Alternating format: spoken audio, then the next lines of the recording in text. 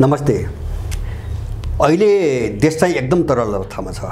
तरल भन्नाले एउटा परिस्थिति त तरल त छँदैछ।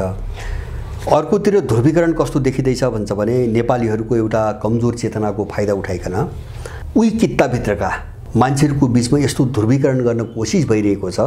मानव कुनै दुधले नुहाएका मान्छेहरू यहाँ छन्। सत्ता राजनीतिको वृत्तभित्र दुधले नुहाएका मान्छेहरू छन्।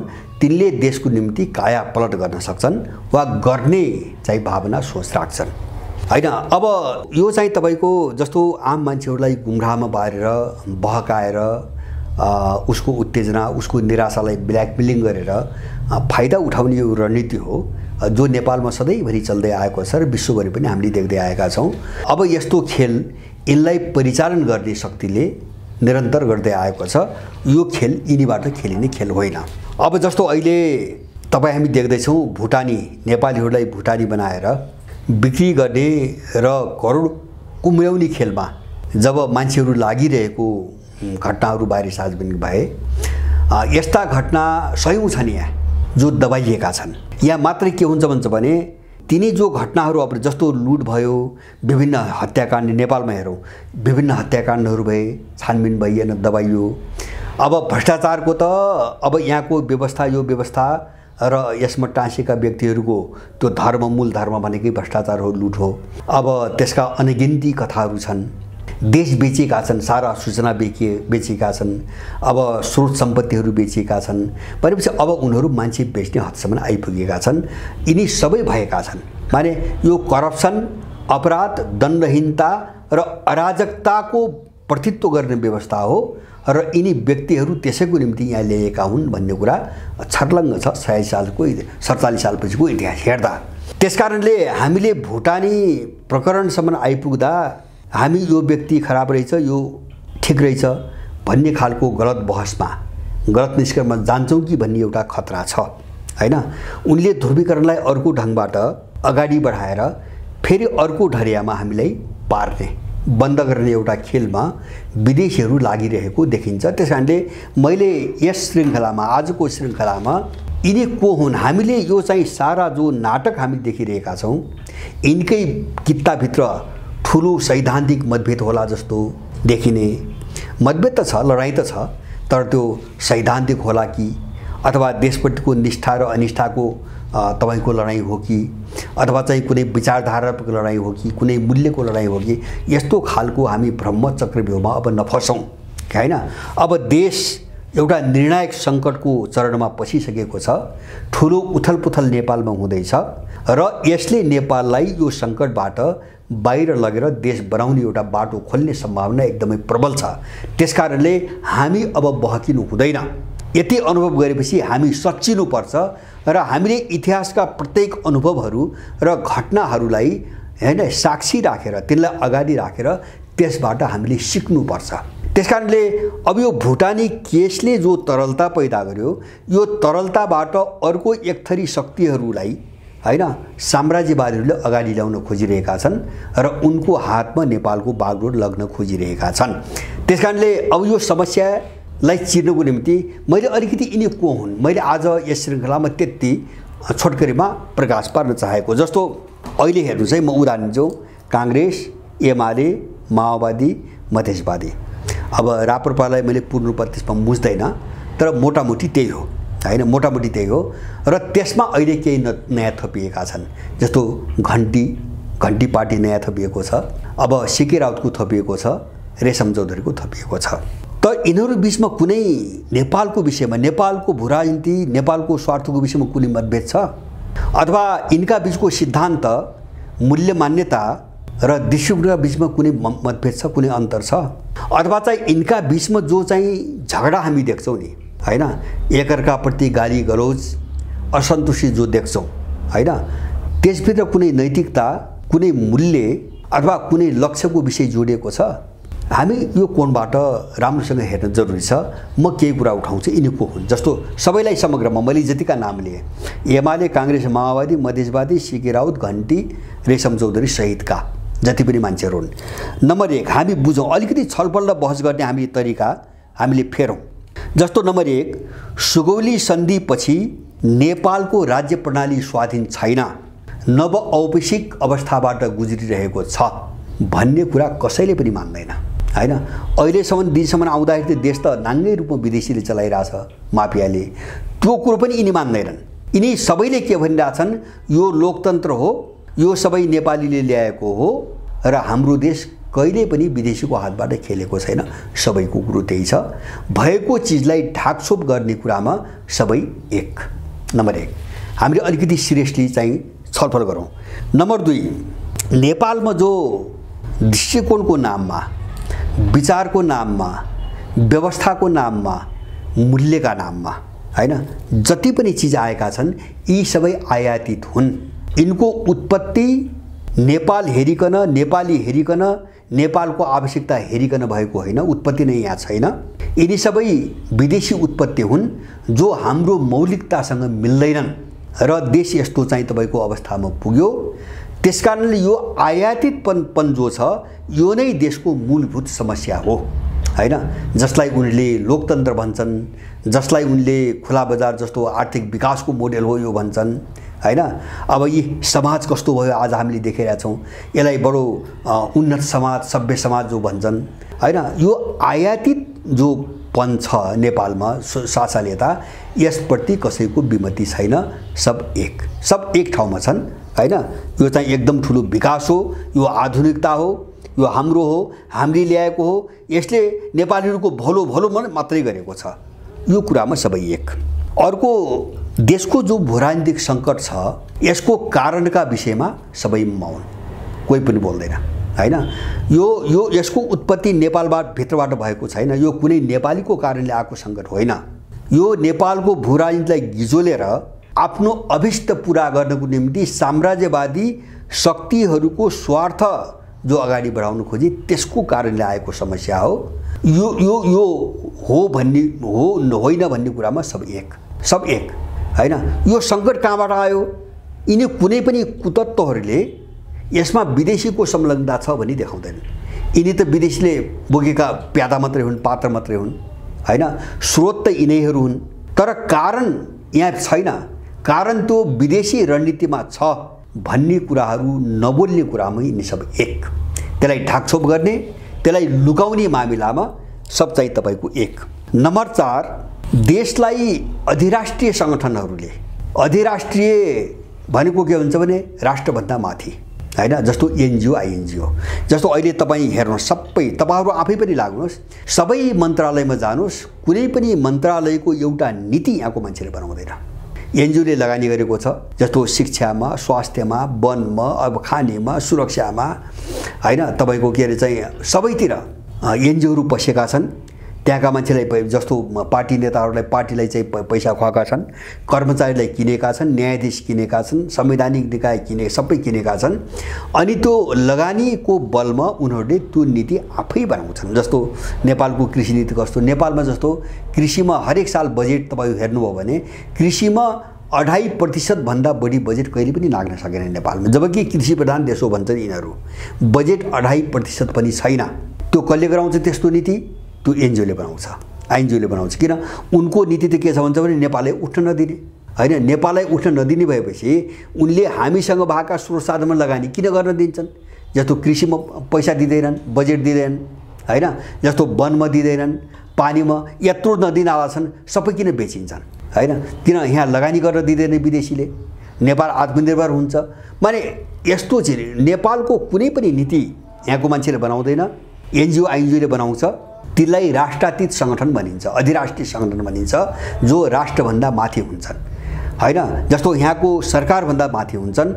देश अधिराष्ट्रिय सङ्गठनहरू, राष्ट्रातीत सङ्गठनहरूले चलाइरहेका छन् भन्ने कुरा कोही पनि बोल्दैन। यहाँ जति छन् नि कोही पनि बोल्दैन र यसको विरोध पनि गर्दैन। देश हामीले चलाइरहेका छौँ भन्छन्, हामीले चलाइरहेका छौँ भन्छन्। म यो चिजलाई म पछिल्लो एउटा घटना मात्रै जोडेर टुङ्ग्याउन चाहन्छु, अरूका कुरै छोडिदिनुहोस्। एमाले एनजिओको सञ्जाल हो त्यो पार्टी नै होइन, मैले भनिसकेँ। माओवादी युद्ध के हो सबै देख्नु भएको छ, तपाईँहरूले देख्नु भएको छ होइन। काङ्ग्रेस के हो सबैले देखाएको छ। त्यो मात्र होइन, अस्ति पछिल्लो पटक देश कसले चलाइरहेछ, यिनले चलाइरहेछ कि यिनलाई खुवाउने यिनको मालिकले चलाइरहेछ, त्यो कुरो बुझ्नको निम्ति म पछिल्लो घटना एउटा दिन्छु। रवि लामिछाने गृहमन्त्री भएपछि उनले गरेको पहिलो निर्णय, उनी कुर्सीमा बस्ने बित्तिकै गरेको पहिलो निर्णय, नेपालीहरूको राष्ट्रिय परिचय पत्र रुजु गर्ने अधिकार विदेशी कम्पनीलाई विधि मिचेर होइन, टेन्डर चाहिँ खोल्ने विधि मिचेर विदेश उनलाई त्यस्तो हतार भयो होइन। विधि नै मिचेर त्यो सिधै विदेशी कम्पनीलाई दिए। किन राष्ट्रिय परिचयभित्र अहिले बनाएको परिचयभित्र त सबै डेटा हुन्छ, व्यक्तिको सबै डेटा हुन्छ होइन। उसको शरीरभित्रको सारा चाहिँ डेटा पनि हुन्छ, उसको बाँकी जस्तो जैविक डेटाहरू भए, फिजिकल डेटाहरू भए होइन, अथवा अरू तथ्याङ्कहरू जस्तो सम्पत्तिदेखि लिएर सारा तथ्याङ्कहरू हुन्छन्। त्यो सबै तथ्याङ्कको रेकर्ड विदेशीहरूले कन्ट्रोल गर्ने गरी जबरजस्ती टेन्डरको नाममा चाहिँ उनले एउटा विदेशी कम्पनीलाई दिए, जो चाहिँ यिनी केही शिखण्डी गएर रद्द गरेको नाटक देखाएको छन् आफूलाई चोख देखाउनुको निम्ति। माने यो मामिलामा सब एक, मैले भन्न खोजेँ हर चिज, नेपालको हर चिज विदेशीहरूलाई सुम्पर्नुपर्छ, उनको हातमा दिनुपर्छ भन्ने मामिलामा सबै एक। नम्बर 5, अब नेपालमा सुगौली सन्धि यता हेर्नुभयो भने जस्तो गोर्खा भर्तीदेखि लिएर आजका दिनसम्म हेर्नुभयो भने 500 भन्दा बढी यस्ता सन्धि सम्झौताहरू छन् विदेशीले गरिरहेका, ती द्विपक्षीय वा बहुपक्षीय देशसँग भएका वा बहुराष्ट्रिय कम्पनीहरूसँग भएका होइन। जस्तो विश्व बैंक, अन्तर्राष्ट्रिय मुद्रा कोष, विश्व व्यापार सङ्गठन, ती सन्धिहरूले हामीलाई दायाँ बायाँ कतै पनि हल्लिन नसक्ने गरी बाँधेका छन्। तिनको खारिजीको कुरा कोही पनि गर्दैन। यो राम्रो पो भन्छ यहाँ सबैले। जस्तो म एउटा उदाहरण दिउँ, यी हामी बारम्बार सुन्छौँ इन्डियाबाट आउने जो विषाक्त सामान, तरकारी, खाद्यान्न हो, खाद्यान्न तरकारी लगायत त्यो क्वारेन्टाइन नगरिकन नेपाल आउने गरेको छ। यहाँ यत्रो आवाज उठिरहेछ, क्वारेन्टाइन राज्यले गर्दैन। त्यसको कारण के हुन्छ भने व्यक्ति होइन। जस्तो अघिल्लो पटक मातृका चाहिँ कृषि मन्त्री हुँदाखेरि पनि त्यही भयो, अस्ति भर्खर यो प्रचण्डको पालामा पनि त्यही भयो अनि पहिले पनि हुँदै आछ। क्वारेन्टाइन चाहिँ गर्न दिइँदैन। त्यहाँ नेपालीहरूलाई पुरै विष खुवाएर समाप्तै पारिरहेछन्, शरीर चाहिँ समाप्तै पारिरहेछन् एउटा मिसनमा। यस्तो किन हुन्छ? सत्तामा बस्ने व्यक्तिको कारणले होइन, अन्तर्राष्ट्रिय व्यापार सङ्गठनसँग त्यस्तो सम्झौता भएको छ, नेपालले गरेको छ। सम्झौता के गरेको छ भन्छ भने कुनै पनि देशले आफ्नो देशको अर्थतन्त्रलाई संरक्षण दिन पाइन्न, कुनै पनि राज्यले, कुनै पनि देशको राज्यले स्वदेशी अर्थतन्त्रलाई संरक्षण दिन पाइन्न र विदेशबाट बाहिरबाट जाने जति पनि मालहरू हुन् उनलाई कुनै बहानामा रोक्न पाइन्न। यो सम्झौता, त्यसलाई उनले खुला बजार अर्थनीति भन्छन्, यो सम्झौता भएको छ। त्यो सम्झौताको कारणले हामी मरिरहेका छौँ होइन। जस्तो अर्को म एउटा उदाहरण दिन्छु, जस्तो विश्व बैंक र अन्तर्राष्ट्रिय मुद्रा कोषहरूले ऋण दिँदाखेरि, अनुदान दिँदाखेरि शर्त राख्छन् कहाँ लगानी गर्ने। मैले अघि नै भने हामीसँग आएको स्रोत साधन उनले ऋण पनि दिँदैन, अनुदान पनि दिँदैन। कृषिमा दिँदैनन्, वनजङ्गलमा दिँदैनन्, जडीबुटीमा दिँदैनन्, फलफुलमा दिँदैनन्, पशुपक्षीमा दिँदैनन्। उनले कहाँ दिन्छन् भन्दाखेरि जुन लगानीले उत्पादन गर्दैन, पूर्वाधार मात्रै बनाउँछ, भौतिक पूर्वाधार गर्छ, उत्पादन गर्दैन होइन। उत्पादन नगर्ने भएपछि जत्रोसुकै पूर्वाधार विकास होस् त्यो त हाम्रो निम्ति त हुँदैन। हामीसँग जस्तो बाटाघाट, नेपालभरि बाटाघाटा बने होइन, जस्तो अन्तर्राष्ट्रिय एयरपोर्ट होइन, चल्नु परेन। जस्तो सबै सुन्ने छन्, चल्नु परेन, तर एयरपोर्ट त्यत्रो खर्च गर्नु पर्यो। के को निम्ति भन्छ भने उनको निम्ति, विदेशीको निम्ति। जस्तो गाउँ गाउँमा बाटाघाटा बने, सबै उनको सामान घर घर पुर्याइरहेछन् उनीहरू। हामी किन पुर्याउन सक्दैनौँ? एक त हामीसँग उत्पादन छैन, राज्यले पनि लगानी गर्दैन। दोस्रो कुरो, उनले खुला बजार भनेका छन्, उनको मालसँग हामीले गरेको सानोतिनो उत्पादनले प्रतिस्पर्धा गर्न सक्दैन। किन? हामीसँग सानो पुँजी हुन्छ लगानी, हामीसँग कमसल प्रविधि हुन्छ, हामीसँग कमजोर जनशक्ति हुन्छ, मात्रा पनि थोरै उत्पादन गरिन्छ, जसले लागत बढी पर्छ। त्यो लागत उनको अरबौँको सङ्ख्यामा हुने उत्पादनमा जो कम लागत आउँछ नि, त्यससँग त हामी त प्रतिस्पर्धा गर्न सक्दैनौँ। यस्ता खालका सम्झौताहरूदेखि 1950 इन्डियासँग भएको 1950 गोर्खा भर्ती जस्तो होइन, यहाँको मान्छे बेचेर विदेशीको भाडाको सेना बनाएर उसको निम्ति लड्ने, यिनी सबै सम्झौताहरू रद्द गर्नुपर्छ। यिनी कलङ्क हुन्। यो स्वाधीन देशको, सार्वभौम देशको एउटा बेइज्जतीका सिम्बोलहरू हुन्। कोही यो बोल्दैन बोलेको पनि छैन, यसको विरोधमा कोही पनि छैन। 5 यस्ता सन्धि सम्झौता। अब त्यसपछि अर्को 6औँतिर आउँछ। जस्तो मैले अघि नै भने, हाम्रो राज्य प्रणालीमा पराधीनताको यत्रो समस्या छ, देश विदेशीले चलाएको छ नाङ्गो रूपमा। अब हाम्रो भूगोल यसरी खण्डित छ। 65,000 हेक्टरभन्दा बढी जमिन इन्डियाले लुटेको छ र सार्वभौम सत्ता त देखावटी मात्र हो, केही पनि छैन। जब देशै राष्ट्रातीत सङ्गठनले चलाएका छन्, एनजिओ आइएनजिओले चलाएका छन्, विदेशी दूतावासले चलाएका छन् भने देश सार्वभौम हुने त प्रश्नै भएन। त हामी कहाँ यस्तो समस्या छ कोही पनि बोल्दैन। नबोल्ने कुरामा सब एक हैन। अहिले भएका जति छन् यिनी सबै एक हैन। हाम्रो देशको सार्वभौम सत्ता खण्डित बनाए, हाम्रो चाहिँ भौगोलिक अखण्डता खण्डित छ हैन, भूगोलै खण्डित छ, अथवा चाहिँ राज्य प्रणाली पराधीन छ, हामीले चलाउन सकिरहेका छौँ, यो भन्न कोही पनि तयार छैन। सबै त्यही विदेशीको दलाली गरेर, त्यसैको चम्चागिरी गरेर सत्तामा जाने र देश लुट्ने सपना बनाएर चाहिँ तपाईँको नेतागिरी गरिरहेको छ। 7औं चिज के हुन्छ भने, यिनको गजबको विशेषता, नेपालीहरूलाई बेकुफ बनाउनको निम्ति उग्र कुरा गर्ने, सडकमा हुँदा छ भने उग्र कुरा गर्ने, ए हल्लो भ्रष्टाचारी फल्लो भ्रष्टाचारी। तर जब बाँड्नु पर्ने आउँछ नि, लुटेको चिज बाँड्ने जब आउँछ, अथवा चाहिँ लुट्ने पोस्टहरू जब बाँड्ने कुरा आउँछ, सब एक ठाउँमा हैन। जस्तो अहिले भुटानीको कुरा आयो नि, त्यो लुटेर खाने ठाउँमा एमालेको मान्छे पनि छ, माओवादीको पनि छ, काङ्ग्रेस पनि छ, अरू धेरै होलान्, धेरै कुराहरू आछन्, धेरै छन् हैन। जस्तो हिजो सुनकाण्ड भए, किन त्यो चाहिँ तपाईँको फास्सफुस्स भयो, सबैले खाएको छ हैन। अनि चाहिँ यत्रा जस्तो एनसेललाई चाहिँ तपाईँको त्यत्रो चाहिँ तपाईँको 72 लगभग 70 अरबभन्दा बढी नेपाललाई तिर्नुपर्ने ट्याक्स 30 अरबमा झारेर हैन, त्यत्रो अपराध यिनले किन गरे हैन। त्यहाँ अरबौँ चाहिँ एनसेलसँग कमिसन यिनले खाए, घुस खाए, राज्यलाई डामे हैन। त्यो सबै हामीले देख्यौँ।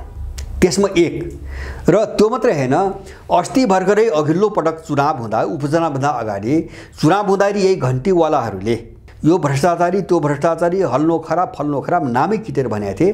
तर मागेको मन्त्रालयमा पाएपछि एक ठाउँमा हैन। त्यो मात्रै हैन, अहिले पनि उपचुनावपछि पनि समाचार के आयो, अहिले त समर्थन फिर्ता लिए, तर समाचार फिर्ता लिनुको कारण के आयो, सम्मानजनक हिसाब नभएको हैन। अर्थात् उनले मागेको सङ्ख्या र उनले रोजेको मन्त्रालय नपाएको एउटा कारण देखाए। दोस्रो कारण चाहिँ उनीहरू सरकारमा आउनुभन्दा अगाडि नै मन्त्रीमण्डल विस्तार गरेको, किन मन्त्रीमण्डल विस्तार गर्दाखेरि उनले आँखा लगाएको मन्त्रालय त गए। यो दुईटा कारण देखाएर उनले सरकारबाट समर्थन फिर्ता लिए। यो दुईटा समस्या नहुन्थ्यो भने उनी आउँथे, उनको वक्तव्यले त्यही भन्छ हैन।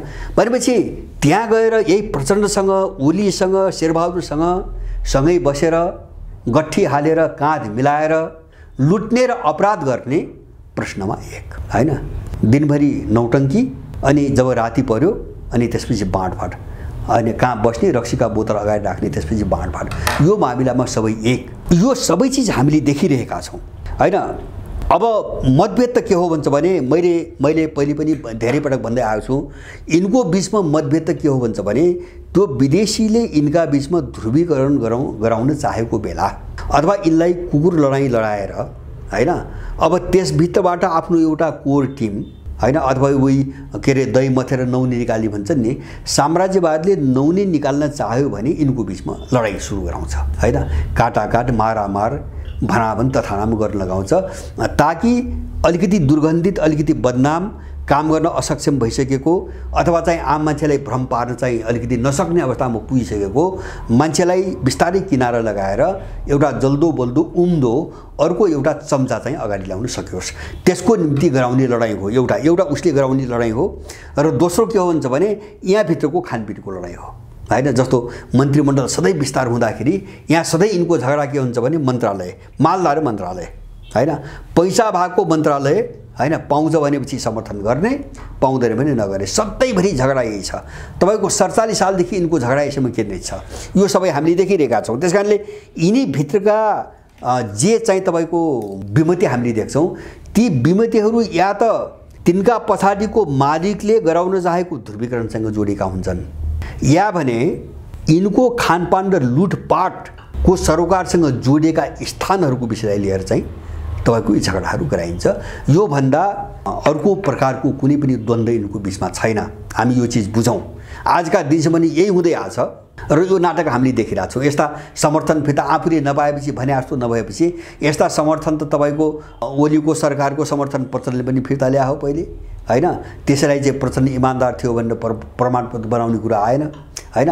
कहिले काङ्ग्रेसको समर्थनलाई चाहिँ माओवादीले फिर्ता लिदिएको छ, कहिले कसको समर्थन कसले फिर्ता लिदिएको छ। यस्ता चाहिँ घटनाहरूलाई अनि चाहिँ राम्रो र नराम्रोको बीचको चाहिँ तपाईँको लडाइँ भनेर बुझ्न थाल्यौँ भने हामी फस्छौँ, देश फस्छ। त्यसकारणले गर्दाखेरि तर पनि एउटा समस्या के आछ भन्छ भने मैले यिनको वर्ग एउटै हो। हाम्रो यहाँ ध्रुवीकरण दुईटा भइरहेछ, हामीले त्यो राम्रोसँग बुझौँ हैन।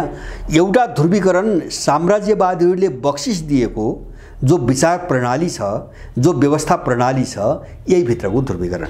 उनीहरूले के गर्छन्, सडे गलेको कुहेको हैन अथवा डेट एक्सपायर भइसकेको एउटा दलाललाई थानको लगाएर अर्को नयाँ चाहिँ जल्दो बल्दो भर्ती गर्न चाहन्छ। त्यसले चाहिँ तिनको बीचमा ध्रुवीकरण सुरु गर्छ। एउटा ध्रुवीकरण यथास्थितिभित्र दलाल कित्ताभित्रकी ध्रुवीकरण हो। अर्को नेपालको अहिलेको लडाइँ के हुन्छ भने दलाल कित्ताका विरुद्धमा देशभक्तहरूको लडाइँ हो हैन। अथवा यो सङ्कट थोपर्ने र थोपरेको सङ्कटलाई ढाकछोप गर्ने, यसलाई अग्रगामी भन्ने, यसलाई लोकतन्त्र भन्ने, यसलाई चाहिँ बचाउनुपर्छ भन्ने सम्पूर्ण दलालहरू र यसका विरुद्धमा देशको मौलिकता, देशको सार्वभौमसत्ता, अखण्डताको पक्षमा लड्ने बोल्ने शक्तिहरूका बीचको ध्रुवीकरण। ध्रुवीकरण दुई प्रकारको छ। त्यसैले हामी पहिलो ध्रुवीकरणमा फस्नै हुँदैन।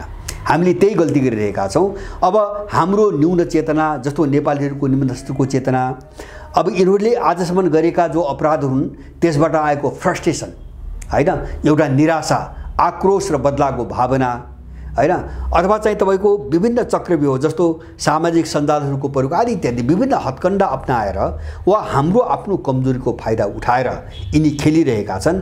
हामी त्यो भ्रमबाट मुक्त हुनुपर्छ। किन आज हामीले नदेखेको होला, मैले यति भन्दा कुनै मान्छेलाई रिस लाग्ला, आक्रोश आउला, तर त्यो भोलि मान्छेले यो दृश्य देख्नै पर्छ।